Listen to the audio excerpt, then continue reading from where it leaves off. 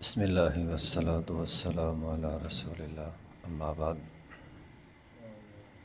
یہ صفحہ نمبر ہے 248، آیت نمبر ہے 82 اور 83۔ اعوذ باللہ من الشیطان الرجیم، بسم اللہ الرحمن الرحیم۔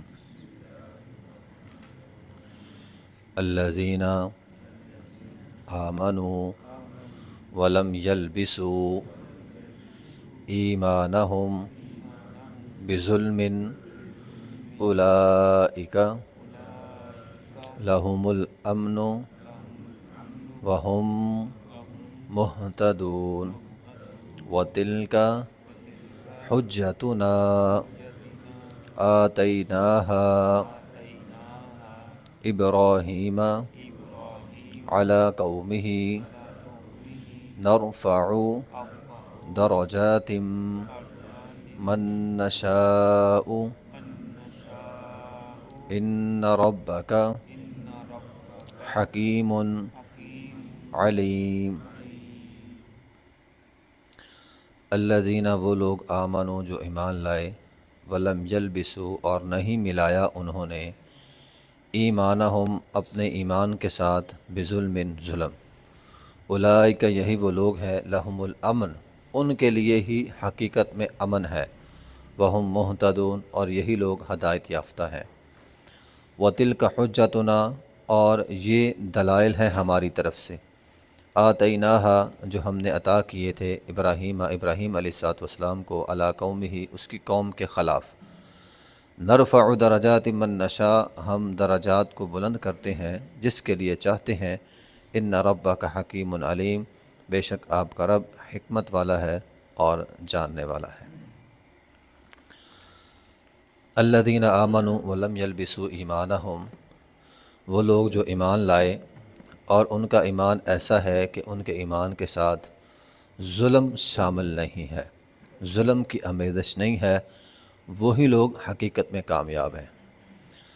جب یہ آیت کریمہ نازل ہوئی، صحابہ کرام رضوان اللہ مجمعین بہت زیادہ پریشان ہو گئے کہ ظلم تو انسانی ناطے سے ہم کر ہی لیتے ہیں، اب ہم ایمان بھی لے کر آئے ہیں اور بعض اوقات ظلم ہو جانا بھی ممکن ہے، انسان ہے، تو ایمان کے ساتھ اگر ظلم ہے تو پھر ہم کامیاب نہیں ہیں۔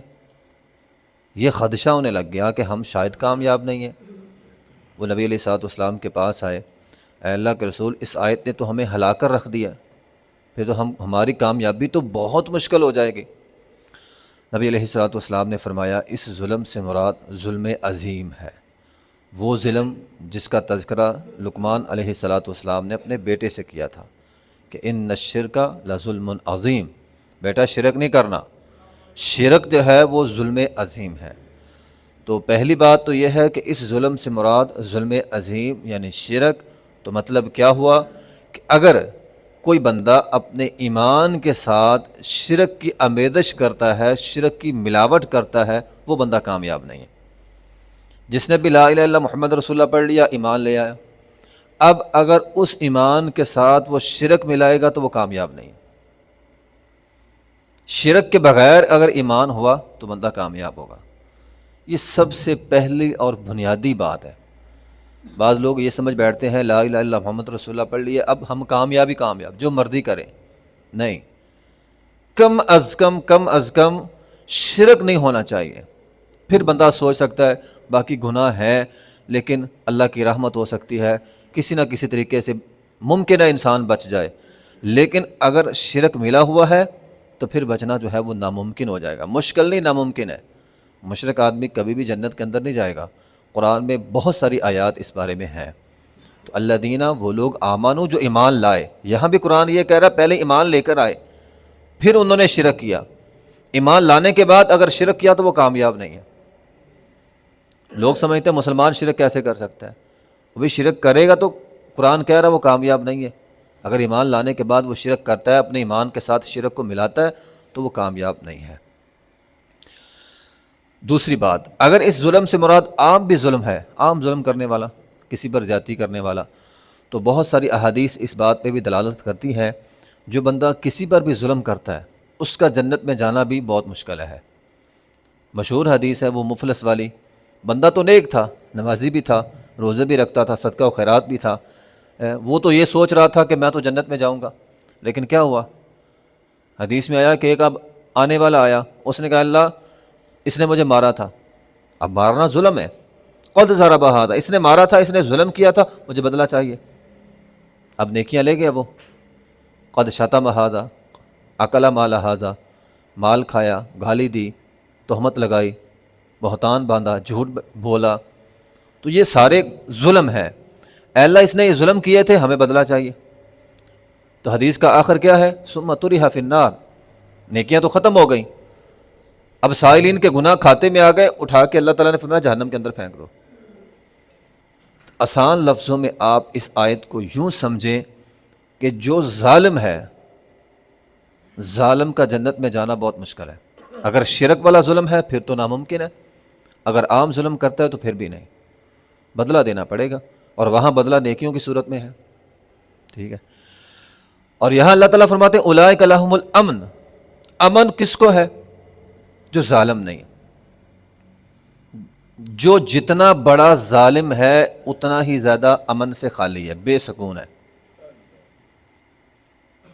اگر مشرک ہے، مشرک کی زندگی میں کبھی سکون نہیں آتا، اور اگر عام ظلم کرنے والا ہے، آپ کسی کا حق کھائیں، کسی کا مال کھا لیں اور یہ سمجھ بیٹھیں دل کو سکون آ جائے گا تو غلط ہے۔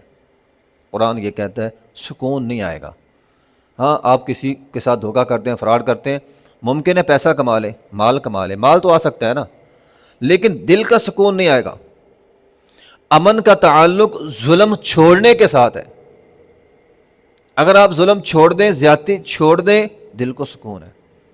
اگر زیادتی نہیں چھوڑتے، کسی کا حق جو مارا تھا وہ نہیں چھوڑتے، دل کو سکون نہیں۔ اولئک لہم الامن، لہم الامن، انہی لوگوں کے لیے امن ہے۔ کن لوگوں کے لیے؟ جو ظلم نہیں کرتے۔ یہ قرآن کا فیصلہ ہے۔ تو بندہ بعض اوقات کہتا ہے یار میں نے کیا کیا؟ بھئی کسی نہ کسی پر تو نے ظلم تو کیا ہے نا، تو اسے ظلم سمجھ رہا ہے، نہیں ظلم سمجھ رہا، ظلم تو ہے نا تیرا، تیرے اس ظلم کی وجہ سے تیرے دل کو سکون نہیں۔ اگر ہم بھی یہ سمجھتے ہیں ہمارے دلوں کو سکون نہیں ہے تو انسان کو غور کرنا چاہیے کہ کبھی نہ کبھی کسی نہ کسی طریقے سے میں کسی نہ کسی پر کوئی نہ کوئی ظلم کر رہا ہوں، زیادتی کر رہا ہوں، کسی نہ کسی ذریعے سے کسی کا نہ جانے انجانے میں حق مار رہا ہوں، میرے دل کو سکون نہیں ہے۔ اگر آپ ظلم چھوڑ دیں، کسی کو تکلیف دینا چھوڑ دیں، کسی کو تکلیف دینا بھی ظلم ہے نا، تو تکلیف دینا چھوڑ دیں، آپ کی زندگی کو سکون ہوگا۔ تو یہ قرآن کہتا ہے۔ تو جس کے ایمان کے ساتھ ظلم نہیں ہے، اولئک لہم الامن، انہی لوگوں کے لیے سکون ہے، امن ہے ہی ان لوگوں کے لیے، وہم مہتدون، اور ہدایت یافتہ بھی وہی لوگ ہیں۔ تو بہرحال ان آیات میں ہمارے لیے جو سبق ہے توحید کے حوالے سے، توحید نبی علیہ الصلوۃ والسلام نے فرمایا، بہت ساری احادیث ہے جس انسان کے اندر ذرہ برابر بھی شرک نہ ہوا، بالآخر اللہ تعالیٰ اس کو جنت ضرور عطا کرے گا۔ تو جنت اس آدمی کو مل ہی جائے گی جو مشرک نہ ہوا۔ وَتِلْكَ حُجَّتُنَا آتَيْنَاهَا ابراہیم، یہ دلائل تھے جو ہم نے دیے ابراہیم علیہ الصلوۃ والسلام کو، علی قومہ، ان کی قوم کے خلاف۔ نرفع درجات من نشاء، ہم جس کے چاہتے ہیں درجات بلند کرتے ہیں۔ تو پچھلی آیت کو اور اس آیت کو اگر ساتھ ملائیں تو بات کیا سمجھ آئی؟ اگر آپ ظلم چھوڑ دیں تو امن ملے گا، دل کو سکون ملے گا۔ اور اگر اب ابراہیم علیہ الصلوۃ والسلام کو اللہ تعالیٰ فرماتے ہیں ہم نے درجات دیے، اب ابراہیم علیہ الصلوۃ والسلام کو درجات کس بنیاد پر ملے؟ پچھلے جتنی آیات ہم نے پڑھی ہیں، دو چیزیں اہم تھیں، ایک توحید اور ایک علم۔ آپ موحد بن جائیں، آپ علم والے بن جائیں، نرفع درجات من نشاء، اللہ تعالیٰ فرماتے ہیں درجات ہم دیں گے۔ اگر کوئی بندہ چاہتا ہے دل کو سکون ملے، وہ ظلم چھوڑ دے۔ اگر کوئی بندہ چاہتا ہے کہ میرے درجے بلند ہو جائیں، مجھے اللہ تعالیٰ مقام دے، مرتبہ دے، دنیا میں بھی اور آخرت میں بھی، اس کے لیے دو چیزیں ضروری ہیں، ایک توحید، اس کی توحید مضبوط ہو، دوسرا علم ہو۔ اور علم کے متعلق تو قرآن کہتا ہے نا، قُلْ هَلْ يَسْتَوِي الَّذِينَ يَعْلَمُونَ وَالَّذِينَ لَا يَعْلَمُونَ، جو جاننے والا ہے جو نہ جاننے والا وہ برابر ہو ہی نہیں سکتے۔ جس کے پاس علم ہے اللہ تعالیٰ اس کو مرتبہ مقام دیتا ہے۔ تو علم کی بنیاد پہ اور توحید کی بنیاد پہ نرفع درجات من نشاء، ہم جس کو چاہتے ہیں درجات دیتے ہیں، ٹھیک ہے۔ تو سیرت ابراہیم ہمارے لیے یہ بہت بڑا پیغام ہے کہ ہمیں اگر اللہ نے سمجھایا، علم دیا ہے، سمجھ بوجھ دی ہے، لوگوں کو بھی روکیں۔ یہ نہیں ہونا چاہیے کہ میں تو ٹھیک ہوں نا بس ٹھیک ہے۔ انہوں نے روکا قوم کو، انہوں نے اپنے باپ کو بھی روکا، انہوں نے خطرات مول لیے۔ گھر سے نکال دیا جانا بھی یہ خطرہ ہے نا، گھر سے نکال دیا جاؤں گا، اس کو بھی مول لے لیا۔ علاقے سے نکال دیا جاؤں گا، اس کو بھی مول لے لیا، لیکن انہوں نے روکا۔ تو سیرت ابراہیم ہمارے لیے یہ پیغام ہے کہ اگر آپ چاہتے ہیں ہمارے درجات بلند ہوں تو لوگوں کو بھی روکیں۔ یہ نہ سوچے کہ میں تو رکا ہوا نا خیر ہے، باقی نہیں تو نہ صحیح۔ ہاں جتنی انسان کی کوشش ہے، جتنی اللہ نے طاقت دی ہے، جتنا وہ روک سکتا ہے، کم از کم اپنی اولاد کو، ہے نا۔ بعض چھوٹے چھوٹے بچے ہاتھ کے اندر دھاگا باندھا ہوتا ہے، بھئی یہ شرک ہے، کم از کم اس کا دھاگا تو آپ اتار سکتے ہیں۔ بچہ ماں کے پیٹ میں 9 ماہ بالکل ٹھیک ہوتا ہے، دنیا میں آیا آتے ساتھ ہی دھاگا باندھ دیا، اور کیا ہے جی یہ دھاگا اس کو بچائے گا۔ اتنا کمزور ایمان ہے، ایک دھاگا، اور اس دھاگے کا خالق نہیں بچا رہا، دھاگا بچا رہا ہے۔ دھاگے کو کس نے پیدا کیا؟ اللہ تعالیٰ نے۔ اللہ نہیں بچا رہا، دھاگا بچا رہا ہے۔ اتنا جب کمزور ایمان ہو جائے گا تو پھر تو یہ کمزور ایمان ہے۔ تو سیرت ابراہیم علیہ السلام ہمیں کہتی ہے اگر ہم روک سکتے ہیں روکیں۔ یہ توحید کا معاملہ ہے، یہ شرک کا معاملہ ہے، یہ جنت اور جہنم کی بنیاد ہے۔ دھاگا انسان کو جہنم کے اندر لے جائے گا اور توحید انسان کو جنت کے اندر لے کر جائے گی۔ تو ابراہیم علیہ السلام نے روکا، خطرات مول لیے، قربانی دی، کوئی بات نہیں خیر ہے، میں گھر سے نکال دیا جاؤں گا، میں قوم سے نکال دیا جاؤں گا، لیکن میں نے ان کو توحید سمجھانی ہے۔